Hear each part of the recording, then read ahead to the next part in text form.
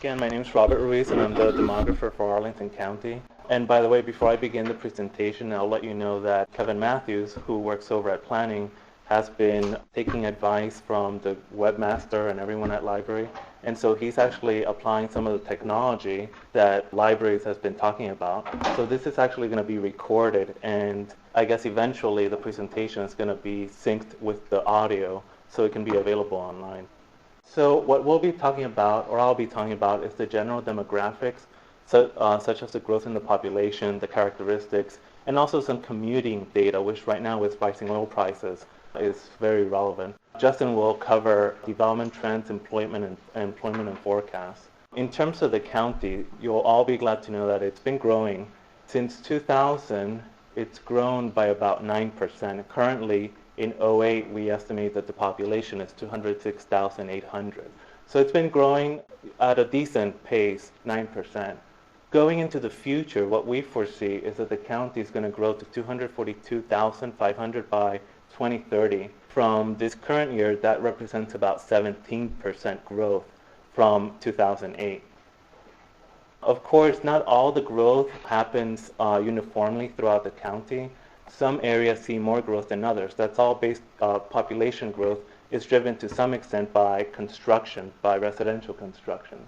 So, for instance, from the 2000 to 2008 period, Clarendon and Virginia Square really saw noteworthy growth of about 2,600 in Clarendon and 3,300 in Virginia Square. And again, that was all based on construction. In terms of age, now getting more into the demographics, how has the county changed from 2000, 2006, and 2008? This is just the numbers of people within different age groups. And one of the things that we've seen looking at census data is that the population at the 35 to 44, the 45 to 64, so you have your working age professionals and then you have your senior level professionals. We've seen growth in those two groups. So from 2000 to 2008, we've seen a 30% increase in that 35 to 44-year-old group, the young professionals, and a 40% growth in the 45 to 64-year-old age group. We've seen declines, though, in the 20 to 24-year-old. Those would be, people right out of college. And also in the 25 to 34-year-old group, again, sort of at the younger range. And in terms of the under 5, the 5 to 19 and 65 onward, we've seen very, very modest growth. In terms of comparing us to the other surrounding jurisdictions, right here, this just compares us, Arlington County, to the District of Columbia, Montgomery County, Fairfax, and Alexandria. One of the things that is really noteworthy is that we have the biggest share of all these jurisdictions of the 20 to 64-year-old age group when you just look at all the other jurisdictions. So that means working age population, we have the largest share of that population. In terms of the other groups, we're not that dissimilar in such a pronounced way from the other jurisdictions. I will say that in a lot of ways, we're very close to Alexandria in terms of how the age is distributed as a share of the population. When communicating to different racial groups or different ethnic groups, the important thing to consider is that we've seen declines in growth in certain groups.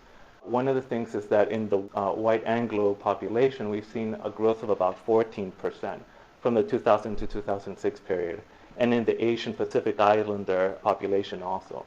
But we have seen declines in that same time period in the African American population, modest decline of 1%, but somewhat more considerable decline in the Hispanic population and the other multiracial population, people who identify themselves as having multi-race.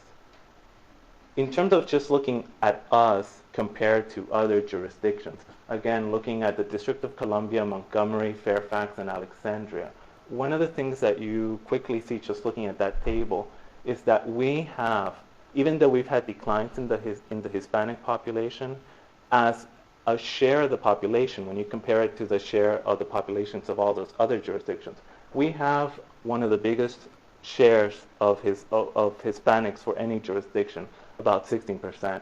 Even bigger is the share of the population that is white. That's about 65%, and that's bigger in that sort of share basis than the District of Columbia, Montgomery, Fairfax, and Alexandria. So it's a very white county when you look at it compared to the other jurisdictions. And the other noteworthy thing when you compare Arlington to the other jurisdictions is that we have the lowest share of the population that is African American. The population that's African American in Arlington is about 8.5%. That compares to 55% in the District of Columbia, 16% in Montgomery, 9.3% in Fairfax, and 21% in Alexandria City. So it's quite low. One of the questions that I get asked a lot is just about languages and what languages are spoken in the county. Unfortunately, the 2006 data doesn't have great breakdowns for language, but it kind of has a more sort of general distribution of what languages are spoken. One of the things that you'll see is that we've had growth in the 2000 to 2006 period in the population that speaks English, Korean, and Tagalog, which is apparently a language spoken in the Philippines, a dialect in the Philippines. So these are just shares of the population that speak these languages. Does that mean they don't speak any other languages, or that's their major, like they speak English and? I think the way that the census phrases it, and again, this is for the population 5 and over, language spoken at home. So I think it gives you a sense of what language people are comfortable with, if that's what they're speaking at home. When will the next data point be? When is the next time there will be data about this question? Well, right now, this data comes from a census product called the American Community Survey. That was rolled out on a yearly basis or on a rolling basis in 2005. So this data right here is the second year of that data.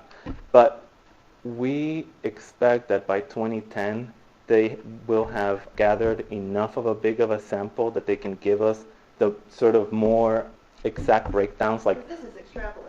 Yeah, this is all based on sampling. Right. And year over year, the samples aren't big enough to actually tell you, X amount speaks Lithuanian, X amount speaks, Croatian or whatever. But will there be 2007 community survey data soon? Yes, in the summer.